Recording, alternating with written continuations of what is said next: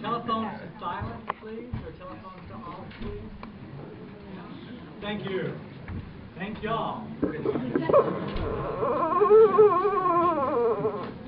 Probably got your attention. I think I probably ought to follow on that cue. We're about 2 minutes early, but that just means I'll talk. I would like to welcome you to an event that has been 6 months in the making, which actually in academic terms was pointed out today is remarkably quick turnaround. It was pointed out by someone who studies Ottoman history who says things usually take a century to be significant. But you can all imagine what that is like. I know she's here, but I don't see her face right now. There she is. This is the inaugural event of the Balkanski-Panitza Institute for Advanced Studies, which was born in a conference in Tours, France last summer at the home of Minko Balkanski, whose name you will all know as associated with this building. And it's appropriate that the inaugural event should be taking place in the atrium in between the buildings, since that's the Panitza Library and this is the Balkanski building, and that would be the logical place for the two to be unified, but this is as close as we can get.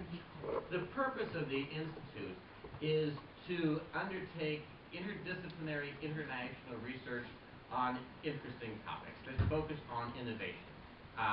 The EU is innovative, perhaps it's no longer innovative, and perhaps it will collapse, and perhaps it won't. We'll have those two topics be the topic of our debate today. There are 3 primary activities of the Institute. The first is this ongoing seminar series, which will be on Wednesdays at 7:15, so you will be able to count. You won't even have to think, which I know is not a good thing for people at universities to give up. But every Wednesday at 7:15, you can show up here and know that there will be an interesting activity, except occasionally when it doesn't happen. But it will happen most of the time on 7:15. And afterwards, we will all wander off and have dinner someplace. And you're all welcome to join us if you have enough money in your pocket to pay for dinner. So just keep all those parameters in mind. But I would like that the second activity will be a series of summer institutes, which will be intensive institutes that focus on a particular topic that will be generated by the participants, by members of the board, by members of the association. The institute is actually an association of interesting and interested people. We are now formally registered. The government of Bulgaria has given their blessing. They didn't like the fact that we were going to be doing political research, so we changed it to doing social science research, and they seem to like that. I guess they don't think that politics is social science. So anyway, that's in place. We will be accepting memberships. We now have a bank account. Memberships will be running 100 leva apiece. So the faculty actually asked for it to be higher, but the board said no, which is an interesting position to be in. So the third activity will be research activities, research projects that will probably grow out as either the lecture series or the summer institutes, the summer schools. So we're excited about this being the first and what we see as a very ambitious undertaking, both in Bulgaria and at AUBG. And I would like to extend some special thanks to Minko for without your swift kick in the pants every now and then, this wouldn't have gotten as far as it has. And also to Dimi, who, those of you who knew him, knew that, as David Heweiler said, the path of least resistance was never to oppose Dimi on anything. And the combination of Dimi and Minko behind this ensured that we got this going. One of the great accomplishments also has been that AUBG has a steering committee for this event, which is chaired by Jean Frambois. And he has been leading that and putting together, well, actually shouldering the administrative burden for putting the lecture series together. So I would like to turn over the rest of the program to Jean.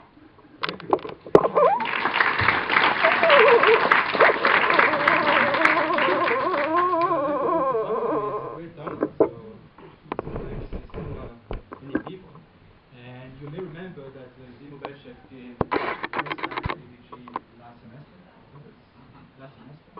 and I'm very happy, very delighted to having Dimo once again at AUBG. Right? Just to give you a quick introduction of Dimo's many achievements, academic achievements, and also a baby. You know, the head office for the European Council on Foreign Relations that has imposed itself as the leading think tank in international relations in Europe, right? And the head office in Sofia is extremely active. You have produced lately a report on what does Turkey think. That has also imposed itself as one of the main references to whomever is interested in this complex country that kind of Turkey is. Right? I'm not going to mention all your publications, right? There are too many, but Dimo published extensively on the history of the Balkans, which I understand is a secret garden, but also on the EU's international relations, the EU neighborhood policy, relations between the EU, North Africa, and the Maghreb, all right, and also the Middle East. Anyway, Dimo is not going to talk too much about Turkey, maybe, I don't know, or the Maghreb, I never know. And his presentation is entitled The End of Europe. Question mark. Question mark. Right? Kind of scary title, just question mark. So let's hope that Europe is still not yet finished. Maybe we can tell us a bit more about that. And please give a round of applause to Dimitar Bechev.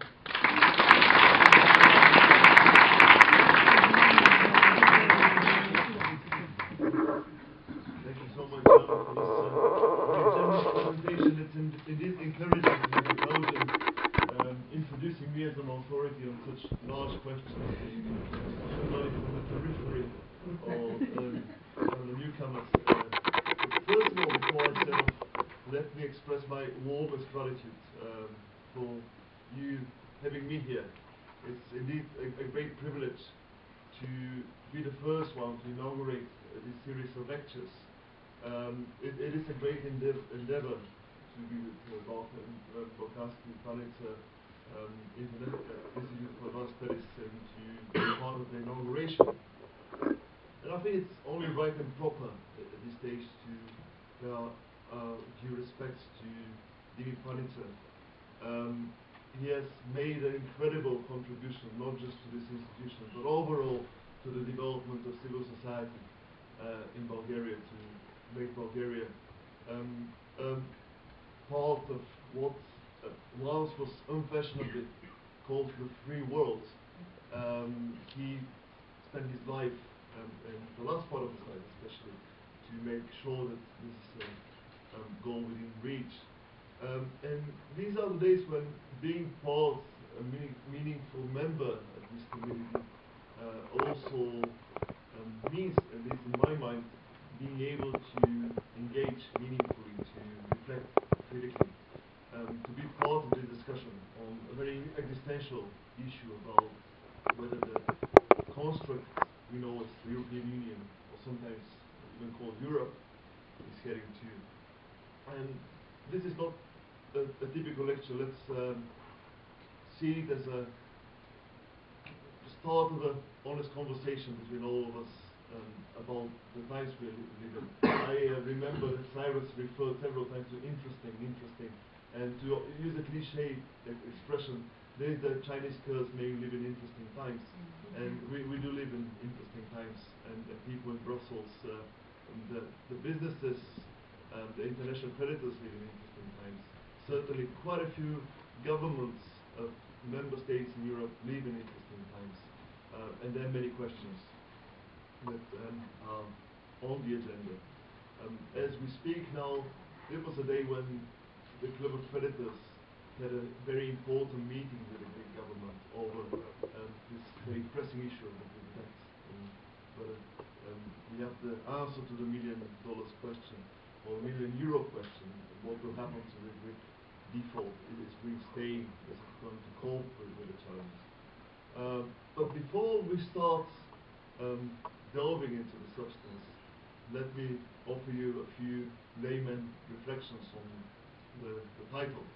It's a very standard academic technique, just to be able to look smart, you just engage with the title and start playing with it. Now, it's great that we have an English language conversation, because if you look at has multiple meanings. It's polysemantic, as it were. And the first meaning that strikes me is the meaning of end as purpose, as in the phrase ends and means. It's the sense of fulfillment, the teleological destination that this experiment in supranational governance is getting. And it's a very Aristotelian sense, if you will, and actually Aristotle was born not far from here. It was in Ottoman times in the same administrative unit. And there was this reference to the Ottoman times. And just remember, going back to the early 2000s, how everything we discussed in Europe was linked to this fashionable French word finalité. So where was the final destination we were arriving at? Joschka Fischer, who happens to head the organization I'm working for, the European Council on Foreign Relations, gave a tremendously important speech at Humboldt University. And his point was, basically, it's time now to sit down and think about the next step, how we transform this strange entity, the confederal or quasi-confederal structure that we have, into a proper federation. Obviously, there was a sense of mission that the end is there to finish the construction of Europe, to get to the end, and to maybe reproduce the German federal experiment at a supranational level. And there was a sense of mission out there. Now, another much more down-to-earth aspect is end is basically limits. I remember very vividly back in 2004 being in the audience, a very lively discussion under the heading "Where on earth does Europe end?" And these were the times where actually we were discussing the future of enlargement. Ukraine was just getting towards the Orange Revolution. Turkey, that was the honeymoon in the relations with Brussels. Sky was the limit. Enlargement was in the air. There were the prospects of this expansion. Almost it felt that Europe has this manifest destiny to enlarge and to go. And of course there were skeptical voices saying we should put an end and say who is European, who is not European. President Sarkozy, of course, was later on mandating a committee of wise men. And strangely, there were no women in this committee. And Kalista Mikulidis happened to be a female, and some other prominent European women were in this committee of wise men discussing all those issues. But these days, to be honest, the word end has very direct consequences and meaning. It results with almost biological overtones. I mean, it has been less than a week since last Friday the 13th, when Standard & Poor's downgraded quite a few member states, including France and Austria, which both lost their AAA rating. And Standard & Poor's, of course, is one of the holy trinity of rating agencies along with Moody's and Fitch, or you might also call them the three horsemen of the apocalypse these days, given what they've done. But 6 more countries were affected, and Spain, Italy, and Portugal included. Now, the start of the year has been promising, with some of the issuance of bonds. It started promisingly. But people were raising concerns even in those good days, early January, that actually trouble is in the air. I mean, there's 218 billion euro to be raised in the first quarter, if we believe the economists. Most of us do believe them, with some reservations sometimes, but they're credible source. There's much more to go. And of course now, so many of those indebted governments and countries are teetering at the edge of 7% interest rate, which is basically where it gets unsustainable. And 2011 was about doomsday scenarios. In 2000, more countries in the southern periphery, the so-called southern periphery. The messy exit from the Eurozone just triggering a knock-on effect on financial institutions holding bonds of those indebted governments, and then savers running on banks. Then the drachma, the peseta returning, which of course might mean the introduction of capital controls, temporary or extended in time, and then this will affect the fundamental freedoms that we associate with European integration, that actually make the EU what it is, a supranational experiment in market and political integration. And if you have some historical thinking, if you go back to different periods, that is the 1930s, you see how competitive devaluations of national currencies, policies of beggar thy neighbor, lead to shrinkage of interdependence, shrinkage of trade flows. This is a scenario where rapid disintegration leads to the return of economic nationalism. This is a world really reminiscent of a very dark era of European history. I'm tempted here to mention Mark Mazola, the famous historian who actually wrote the book making this point, of how we associate Europe with everything enlightened and progressive, but actually there is a dark continent, and there is the unconscious in European history. And just go to Hungary, where you see the marches of Jobbik carrying torches and having all this choreography of the bygone era. Then you understand that there is something wrong. But before we talk about the end, in this sense, of Europe, maybe it's what it is of the EU as we know it. Perhaps it's good to go back all the way to the beginning. I mean, where did we start? How did we go there? And there's this sense in the political discourse, going back to the initial moments. Just remember Mrs. Merkel making this statement that this is the worst crisis since the end of the Second World War. And of course, the end of the war is a very accustomed, very popular point of departure, the perennial German problem. And there was Mr. Sikorski, and very mercurial Polish foreign minister, who made this excellent speech, and I'm sure many of you saw it when he famously said, "My concern is not German power, or Macht is not the issue.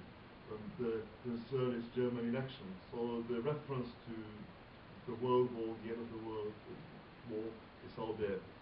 And maybe another possible starting point of deliberation is the end of the Cold War.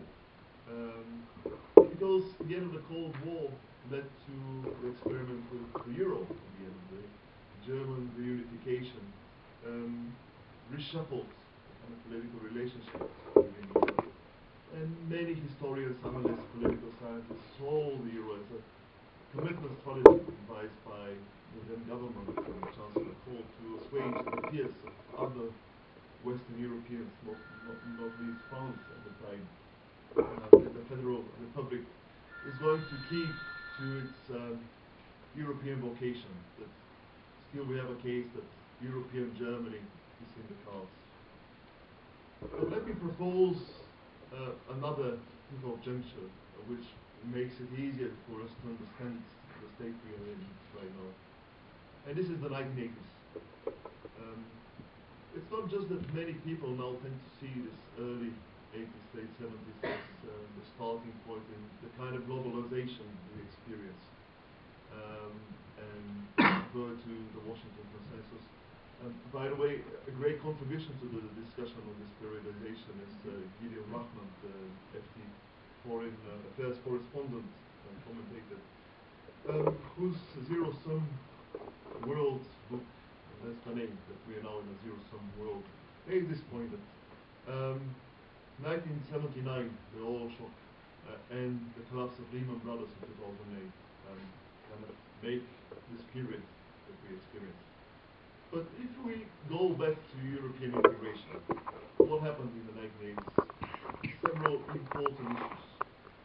First of all, that was the time that the southern enlargement The likes of Greece, Spain and Portugal made it into the EC. The European Union saw itself as a political force for entrenching democracies. And the southern periphery took shape. I mean, before that, maybe only the south of Italy counted as the southern periphery. But this whole idea of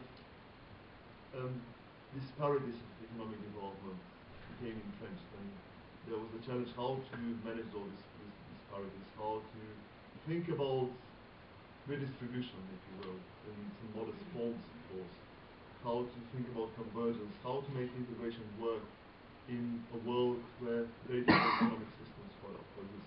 That was the question put on the table. Another important facet of this period is something that now we consider very dull routine, namely the single market. Because sometimes people discount the single market. If you look at some journalist writings, the argument is, oh, we lose the euro, then we go back to this customs union, this very basic trade association. Even British Eurosceptics sometimes they say, oh, okay, we signed up for a trade bloc. What we got instead was a supranational body. We don't want that. This step in integration is almost forgotten. And I think it's really essential.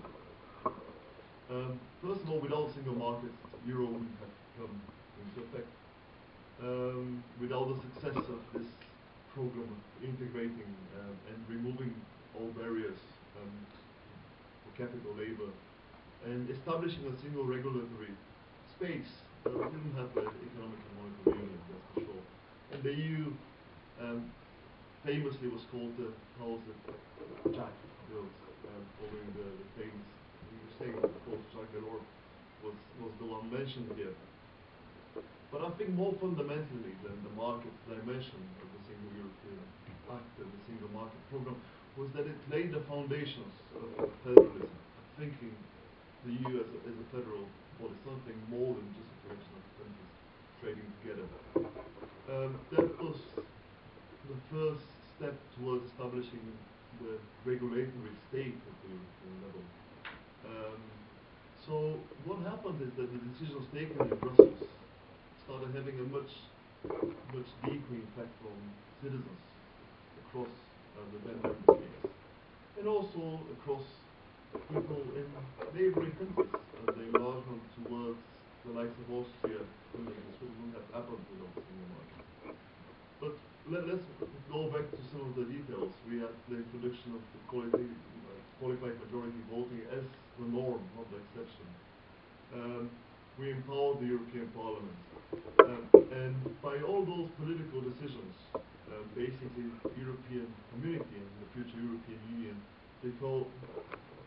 became not just a geographical entity or trading bloc, but a polity, a quasi-federal structure. That was the point of departure.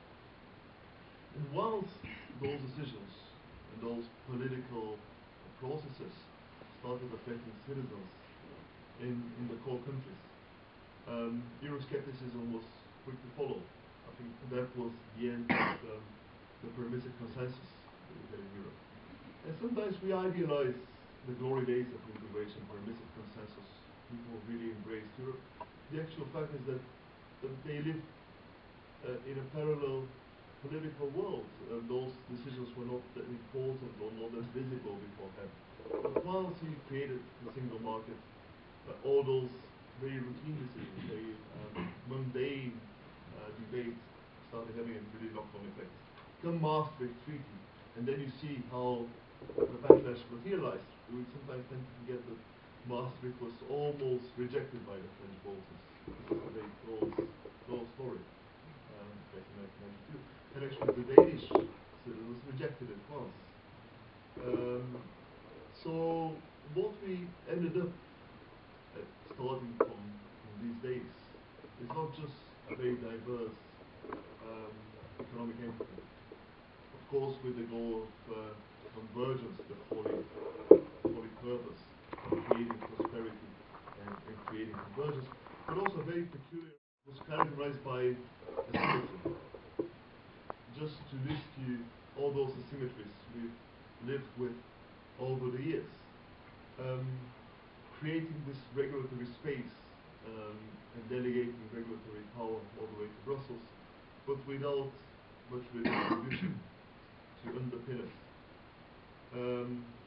Creating a common monetary policy with Maastricht and then the euro materializing, but without any powers to tax and spend, the kind of fiscal underpinnings of the monetary union. Later on, creating a foreign and security policy, but without a military muscle to underwrite this foreign and security policy, or indeed a functional diplomatic service. Now after Lisbon we have the External Action Service. I'm sure maybe some of you will end up in your careers serving this entity. But let me tell you, the beginnings were not very auspicious the way it started. It was a very European battle, a third war over who gets what, who gets this budget line or that budget line, who gets the appointments. So it's a long way before actually this entity becomes operational and starts making the calls. We created joint borders thanks to Schengen, but only rudimentary forms of pulling together resources down the borders. So you see how this whole partiality or asymmetry works. The European Union was never a full-bodied construct. It was characterized by many political deals and trade-offs and partial solutions. Of course, that was the beauty of it, but sometimes it turned out that was the weakness of it. And that was Europe's work in progress. But let's now fast forward to the present and look at the state we are in and try to reflect a bit beyond the headlines. Now, I think that the most fundamental challenge is not economic. Maybe it reflects my biases as a political scientist or a politics expert, because political science might be another category exposed to criticism. But often we think about the economic challenge, how to rebalance the peripheral economies, how to deal with the debt crisis, how to deal with competitiveness issues with those in those countries. But in the end of the day, I think there is a deep underlying constitutional or political problem. And this is the nature of quasi-federalism in Europe. It's how we govern Europe, how we govern the EU, how we share resources, and how we regulate all the transnational flows and distribute the benefits. So it's a deeply political discussion. And this discussion is nothing new. As we saw in my previous remarks, it has been with us for the past 20 years plus. It has not changed. It's just that now it's much more acute, much more visible, and it has its consequences. And fundamentally, European integration and the institutions that characterize European integration are caught in a peculiar triangle. It's a triangular dynamic, which involves, on the one hand, markets, and then the national bodies politic, the citizenry and the political systems, and thirdly, the political elites. Now, let's very sketchily go over those three actors or fields and see how they work. Now, clearly markets favor efficiency. If it was down to the markets, down to the likes of Standard & Poor's, they would want centralization policy making. They would want to see European institutions taking the reins, enforcing the rules, and maybe you can say that now what they do, or the crisis does, is providing encouragement to all the market players to probe the weakest links in European integration. And those weakest links basically reflect the outcome of this messy political integration, political bargaining of the uneven markets either probe the weakest link or push towards integration. How about the European Central Bank, equivalent of the Federal Reserve? Now, What happens though with publics is they pull in a different direction. If crisis strikes, you basically seek refuge in your national shells. You demand protection. In difficult economic times, you turn to your governments to provide the answer. You don't turn to abstract supranational institutions. Or they sometimes tend to punish politicians because they feel disempowered, because decisions are taken elsewhere. So you have heard the talk of unaccountable Brussels institutions. There is also grievances about the non-majoritarian bodies that underpin European integration, as the European Central Bank. And majorities or big enough groups in member states feel squeezed, and they feel that they need to bear the brunt for a crisis they feel that somebody else holds. They are willing to take austerity, and they don't see no light at the end of the tunnel. So very different impulses, but certainly it's very difficult to tell publics across many member states of Europe is the answer. They see, or they either vote against or seek refuge in their national shells. Now let's look at the political elites. In good times, those political elites played a very sinister game, or maybe very rational game, which shouldn't be judgmental. What they did was basically claim credit for all the successes that the EU delivered in terms of integration and prosperity. And they scapegoated supranational institutions for their own failures. So if the economy is not doing all right, then integration has to do with it. If growth in France is not good enough, there is the Polish plumber and the social dumping provoked by the competition through a single market and the maligned Balkanski directive. I remember how Balkanski was, of course, called Frankenstein by the way. But that was the game. Of course, Jacques Chirac was the grandmaster of this game. But now their game has changed. They have to struggle with the impossible dilemma how to please the markets and how to save the day 5 minutes before midnight and then win the elections. Sometimes those are contradicting goals. You cannot get everything. Now what results from this dynamic is maybe two different outcomes. One outcome, of course, is the doomsday scenario. It's the end of Europe, or at least the end of Europe as we know it, where we have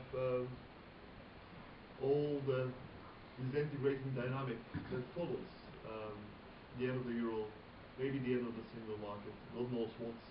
Once the domino pieces start falling one after the other. The other outcome, to be a bit politically incorrect, might be a form of Teutonic Europe. Europe that kind of resembles the German political preferences. Maybe it's also ironic to make this observation on this very day. Today, actually, a good number of our ministers, including the Prime Minister, had a meeting with the German Chancellor to discuss where Bulgaria is in this scenario, and I'll come back to this point, of course. But look at the answer to this crisis. It's belt tightening, austerity. Under the Euro Plus Pact, then the six-pack devised through the normal method of legislation, now the fiscal compact. Of course, we have seen 3 different drafts of fiscal compact. It's not a done deal. But of course, once we impose austerity, many issues remain. For example, will governments conform with their commitments without the right incentives, only given the punishments? And what if the big government, the big member states break the rules? We have the precedent in 2003, 2004 with the now forgotten Growth and Stability Pact, when people who actually prescribed it broke it. And maybe in hindsight, they were right, because go back to Germany, then the Schroeder government basically broke the rule on deficit. But that was a good strategy actually to buy political support and to implement difficult reforms in the labor market and other areas that now make Germany competitive. And now that Germany has grown 3% over the last year, we see the payoff. But surely the belt-tightening measures, the cutting expenditure measures, will exacerbate grievances. For example, take Spain. Of course, you can have all those adjustment measures, but they won't solve the underlying issues that has to do with investment in skills and education, with reform of the labor market regulation, and investments in political and economic sense to make those economies competitive. And if I talk to my Spanish colleagues, my colleague there has the Spanish office, who happens to be economist from his point will be, look, we actually have lower budget deficits than us in Germany, but here now, pushing it even lower, we are punished for this dynamic. Of course we have our sins, but at the end of the day, it's very difficult to tell how those measures deliver. So it's a messy world. The medicine prescribed might be the only one out there, but how it will work out, we don't know. So let's go back to the end theme. Where is the end? What do we mean by end? I think we can declare the end to at least several facets of European integration. First of all, we've seen the end of the foundational narrative. And this is dead. It's been dead for quite some time. Europe was legitimized for a long, long time because there was a story that this is the alternative to war. Now, and not least in Germany, where a generation of politicians and citizens bought into the story. But now we have a Europe where peace is taken for granted. So you cannot justify making economic sacrifices or being altruistic, at least in your perspective, giving money away because of peace. The Greek tragedy that we observe these days might, if not end another narrative, but also put in question another fundamental tenet of the EU gospel. And this is integration as convergence. And many people, rightly, now say that the euro might have driven a wedge between North and South. I saw this debate of last time we had this council meeting, all the great and good politics gathered together, how the blame game for that went between North and South. And surprisingly to me, even acquired some kind of cultural or even religious overtones, where you saw countries like Estonia, or people coming from Estonia, saying, look, we play by the rules, we are good Protestants, and we take our commitment seriously, and you love Catholics. You don't play by the rules, you basically play the system. And indeed, these days, countries like Poland and Estonia are in the game of rebranding themselves as part of the North, not Eastern Europe. So this idea that integration means convergence in the economic sense and narrowing differences plays the other way, actually. We see divergence, we see reshuffling, and we see this kind of virulent cultural rhetoric that is counterproductive to any idea of having a functional unity. It might also be the end, and maybe this is the half full part of my presentation of this partial asymmetric integration that I described. The positive story we might see is that the fiscal rules, the Teutonization of Europe, might be just the political price for greater redistribution. And it's a way for Mrs. Merkel and the coalition in power in Germany just to give a clear mandate to the European Central Bank one way or another to intervene in the markets or to become something of the lender of last resort.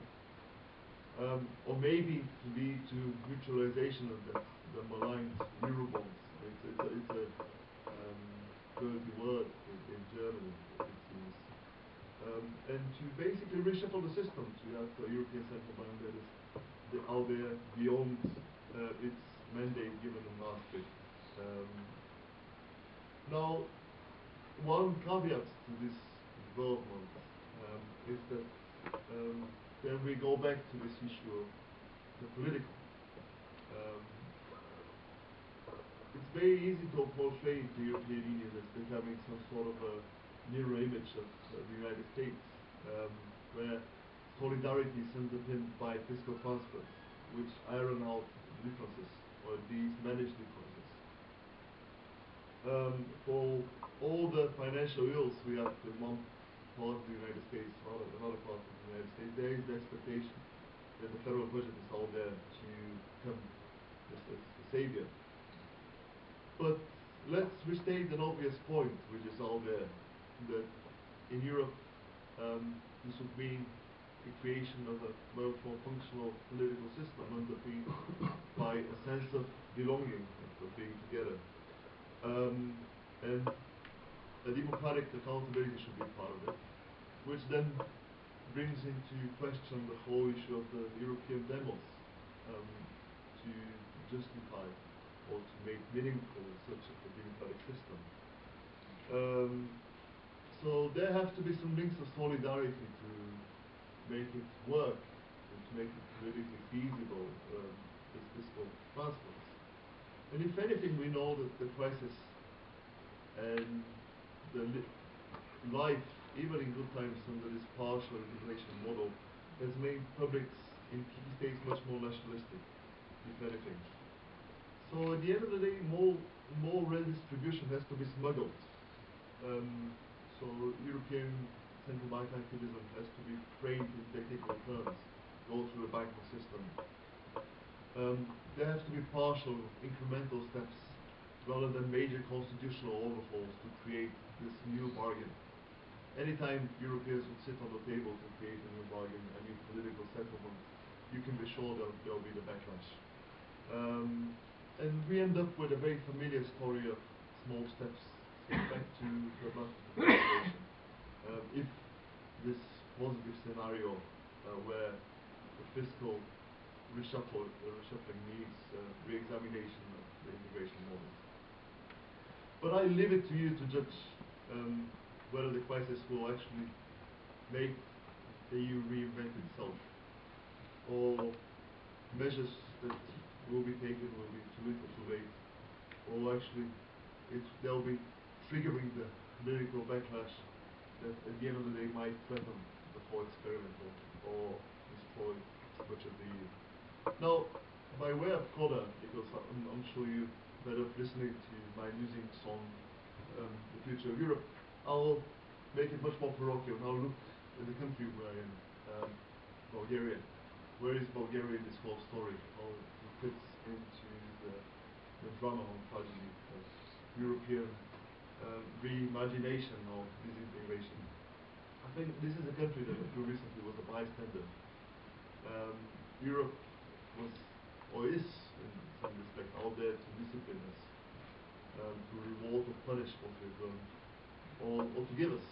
But it was something beyond us as citizens, or as analysts, or politically engaged people in this country. There was no responsibility as a global player in member states, and as a result there was little interest in all those internal debates. If you go back to this convention, the future of Europe, they were Bulgarian. Makes sense. Public health. Now, this might be changing now, because this crisis puts the bill on the table. And And the pro-EU consensus might be, if not disappearing in this country, being put in question or thinning out. One response you see in the expert community is that no, we are actually against this whole conspiracy of reintegrating Europe because it might mean greater harmonization of tax policy. We have to sacrifice our freedom, which is, I think, is a very provocative point. I extensively argued against those people. The other political response is just the opposite, to say, oh, actually we are more German than the German themselves. If in the early 20th century the Bulgarians were the Prussians of the Balkans, now we reinvent ourselves as more disciplined and more Germanic than Germans themselves. So we are in favor, we need more, which is another way not to actually think about the stakes and the needs.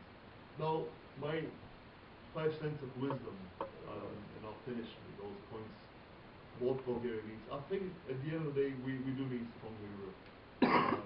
Because stronger, much more reinforced Europe will basically increase our life chances here as well. Because it will be based on solidarity. Of course, we discover that solidarity is a two-way street. We have to give in order to be given. But it will benefit us. So more solidarity-driven Europe is there for us as well as the priority. And it has to be Europe of Brussels, not of governments, this kind of model of European governance. We have two visions clashing. One, that Mr. Sarkozy is very partial to a very French tradition of governance, as basically the big guys sit together. They think about the political ends, political means, and take decisions. Now, if you're a small country, a poor country, then you're a decision taker, or the decision maker in this world. I think we should benefit by a very old-fashioned vision of Europe, which is Europe of supranational institutions, of the European Commission being out there, the European Parliament. And basically this is the way forward for Bulgaria. It has to get on basically what we have right now and what has driven European integration over the years. I think surely that's not a very original point to make, but it's nonetheless true in my mind. But let me put an end to my talk here, and I'll give it to you to engage and reflect and basically change what I have to say. And thank you very much for your patience.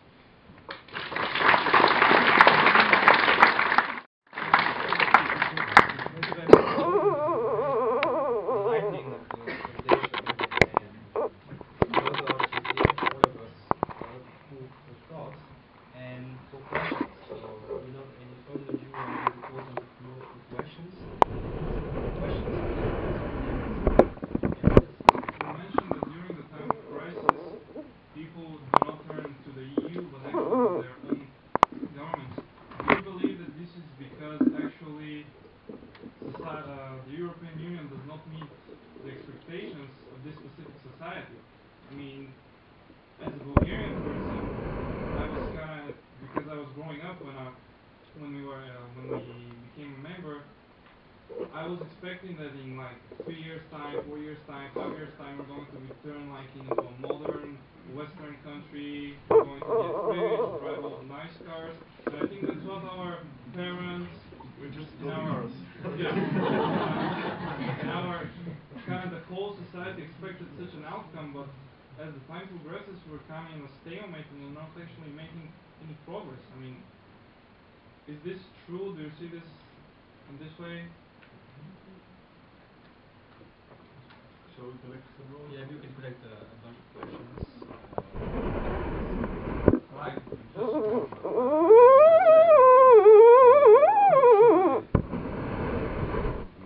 Was essentially the stifling of growth and innovation throughout Europe by organizations like the Common Agricultural Policy, which you can see stifling agriculture here in Bulgaria, and by the stifling of other enterprise by the regulations. So that, as somebody has pointed out, the regulations on cabbage in Europe go to greater volumes than the Bible. And so you get to a state where ordinary people get fed up and find they can't go to the polls to do anything about it. And what you're finding in Europe is that more and more Brussels and the elite, as you put it, in a very French way, seem to want to resist any idea of going to the people and finding out what the people want. And so they're losing this huge opportunity which is there. Meanwhile, you have American organizations which you were mentioning, particularly American multinational companies, who are finding Europe an absolute, even in the times of the moment, a wonderful place to grow and make profits because of all the unfortunate things that are going on when they have a, if you like, a rather federal structure, as most multinationals have, but the federal structure always gives way to the local community, as we've seen from Procter & Gamble, for example, here in Bulgaria, where their prices are quite different in Bulgaria to elsewhere, as many of the students know, because of buying blades and so forth. But it's because they are different throughout all parts of the world that they're operating in, that they can generate the innovation and the skills and the knowledge of those countries. And that's what Europe is missing. It's taking an elite which is not allowing ordinary students, particularly students like we have here, and other people who've got innovation and initiative to explore. It's simply not being allowed. And that's what's hurting Europe. It's being stifled at the moment. Next, the last question.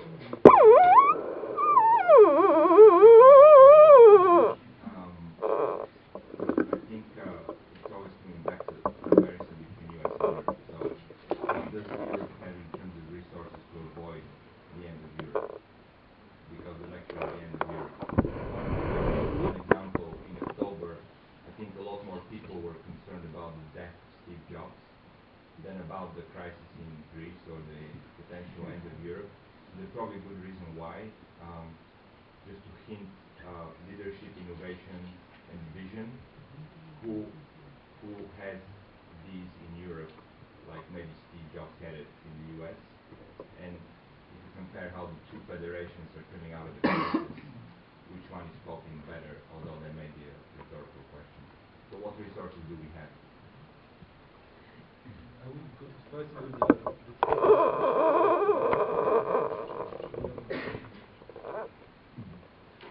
Now, the question about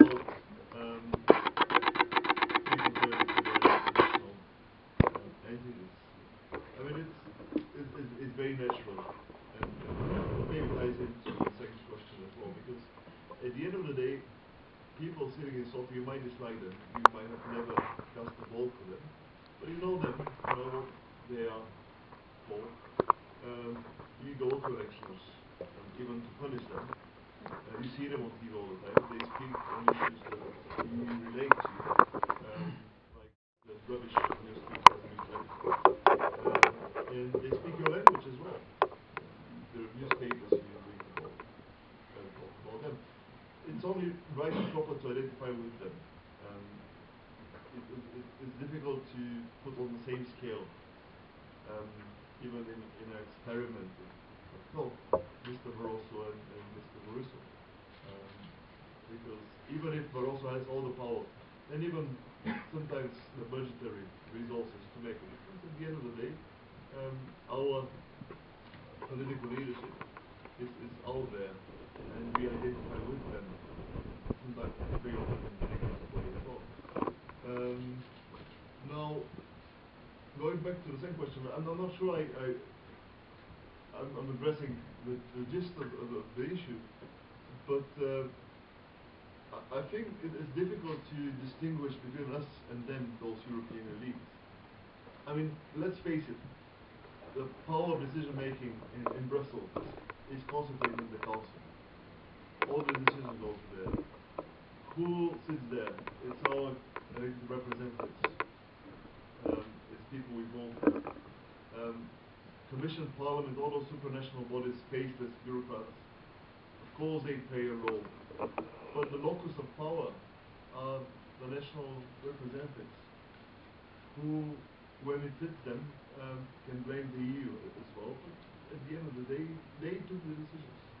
Whether these were the correct decisions to liberalize the energy sector with the third energy package and to make it much more resistant to pressure from Gazprom.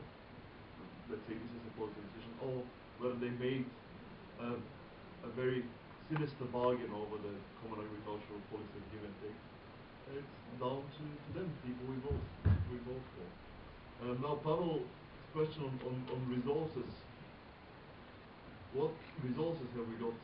I mean, that's the million-dollar questions, how we create innovation. And we've seen so much rhetoric from the EU for the past, I don't know how many years, at least a decade. Now we create the most dynamic and knowledge-driven economy, and we outperform everybody else. Actually, 2010, funnily enough, was this horizon that Europe will lead the world. Now it's long forgotten and buried in somebody's shelf. And we don't have the answer how to encourage competitiveness. The answers are given at the national level. Something to Sweden, how they cope with crisis.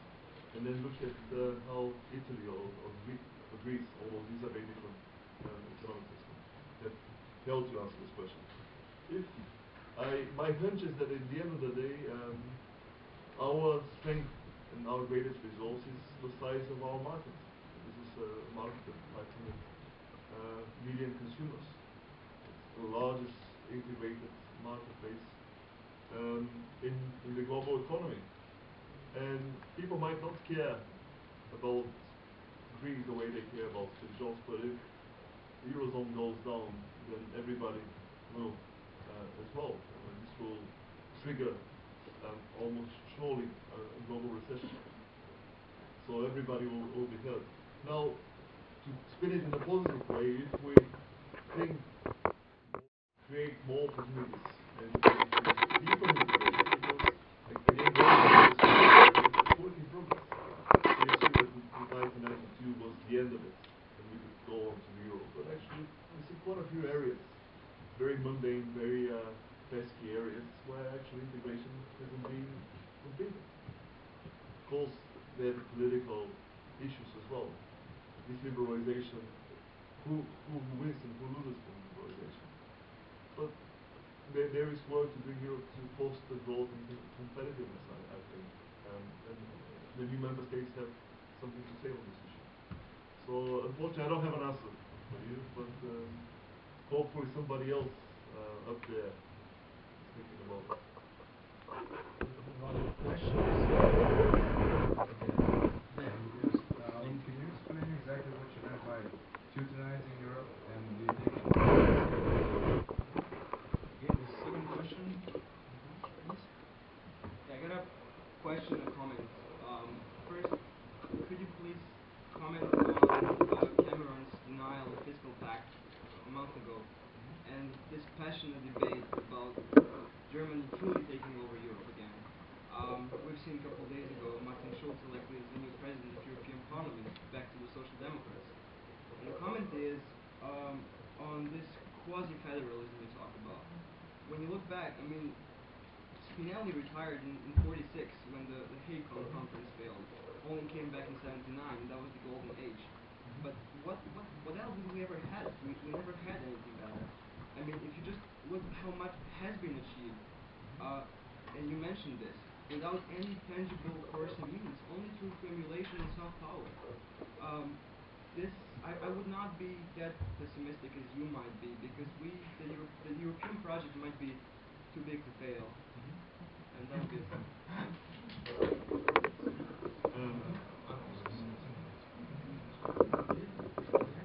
First of all, I would like to thank you for this opportunity and for your lecture. And I'm Simone, I'm coming from Macedonia. My question is, how do you see the candidate countries in this process, and especially I'm referring to the Western Balkans?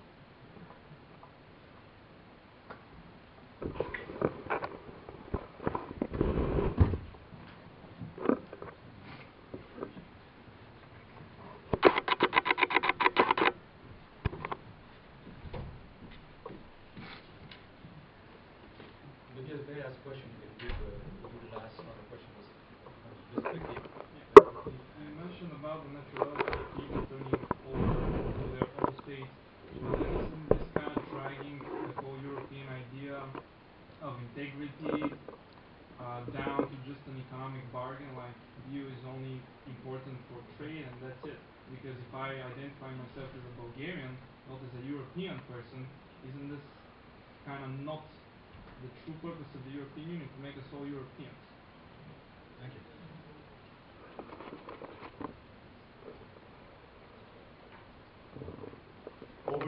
questions, so it is very difficult to do justice to all the depth of the question. Now, Teutonic Europe, what I mean is just this criticism level of Germans that they want to recreate their socio-economic bargain, which basically means controlled public finances and fiscal discipline and responsible behavior, or maybe delegating power to institutions beyond political control. Look at those, actually what the fiscal compact, the main call it innovation or added value is this idea that constitutions have to be changed. Basically installed by very difficult to change legal norms that governments don't understand.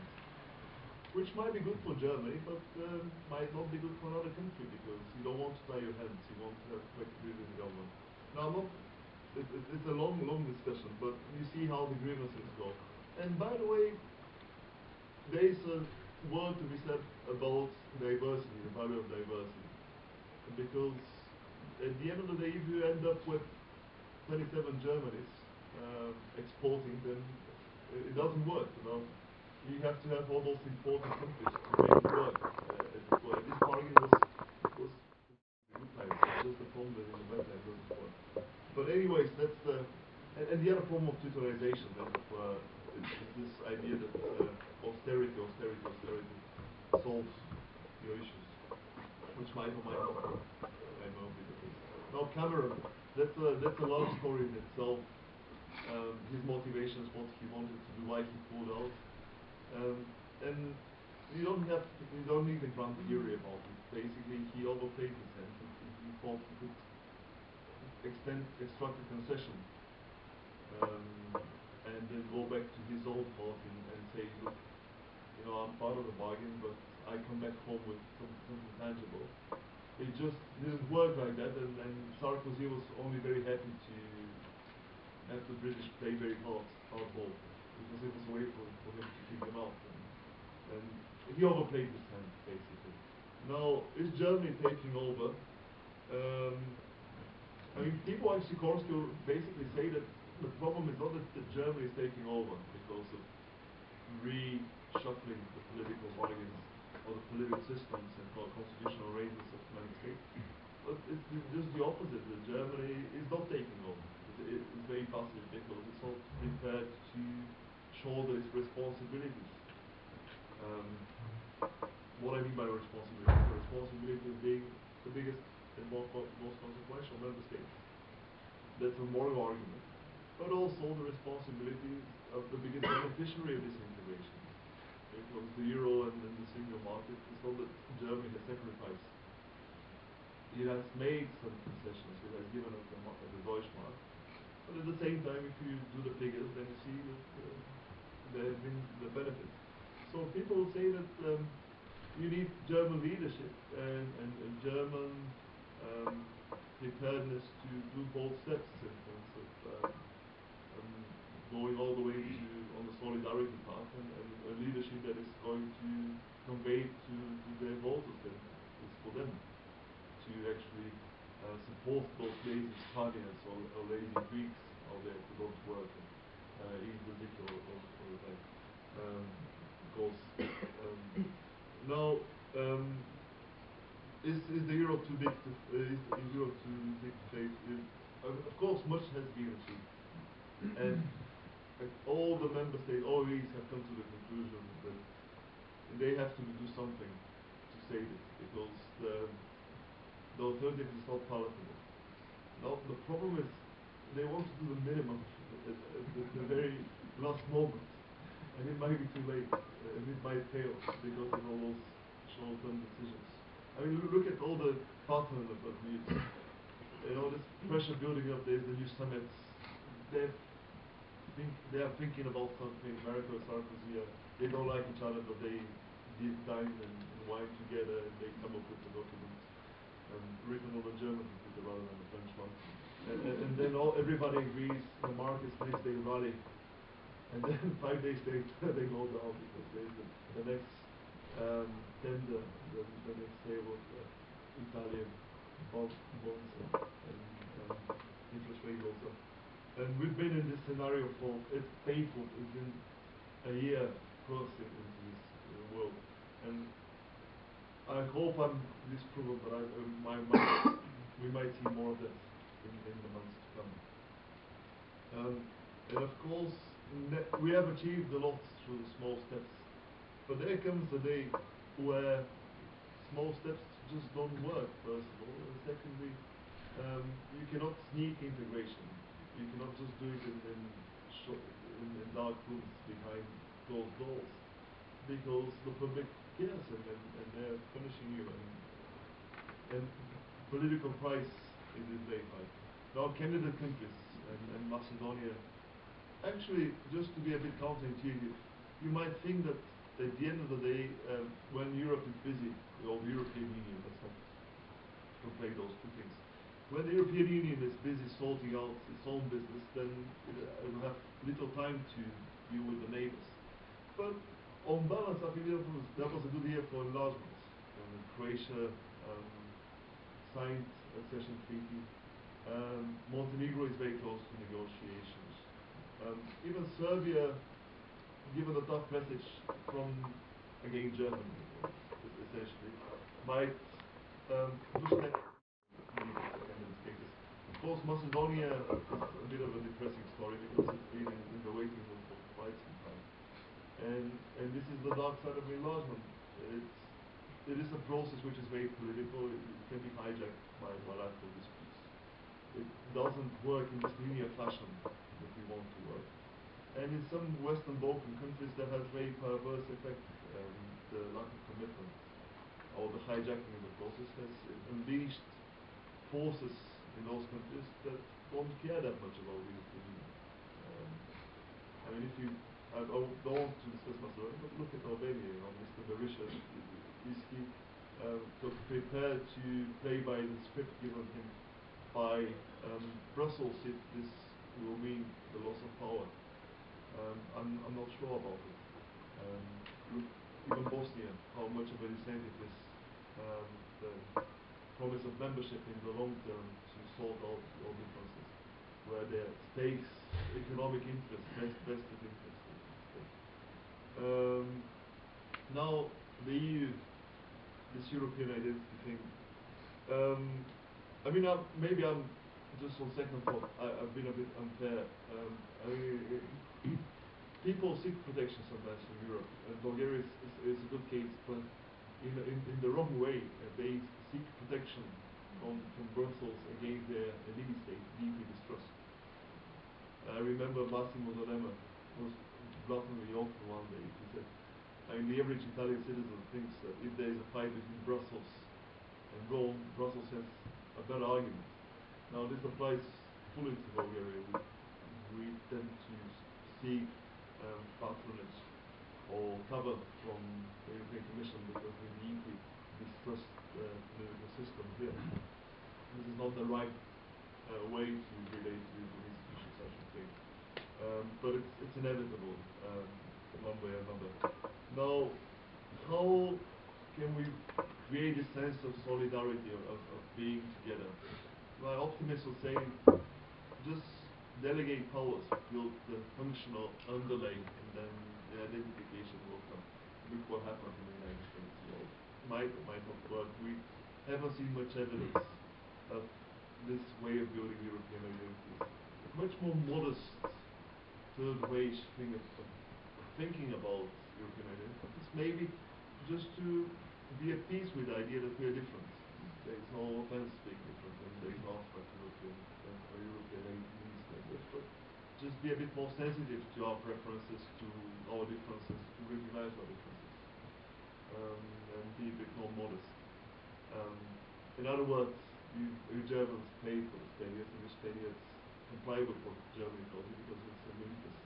You don't have to be alike, but you can mutually accommodate. Now let's end on this idealistic statement, maybe materialize, maybe it does us. Thanks again for the question.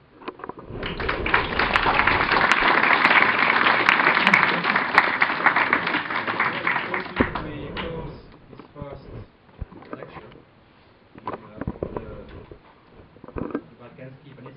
Institute of Advanced Study lecture series, soon be called the BPIAS. Right? Not without thanking you, Dim, it was very interesting, and not also before telling you that our next speaker will be His Excellency Philippe Autier, the Ambassador of France to the Republic of Bulgaria. So I will invite you to come Wednesday next week. It will be this time at 7:15. And actually the subject of this lecture will be the Europe and the Euro challenge. So we see you will be able to continue this kind of conversation. Okay, thank you very much, Jim, again. And